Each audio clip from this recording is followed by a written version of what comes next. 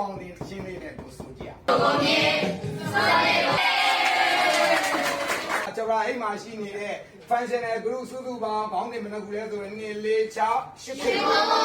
အဲ8ခုမှာရှိနေတဲ့ functional group တွေကိုတို့ဘိုးအောင်တင်ချင်းလေးနဲ့တို့ဆိုကြရ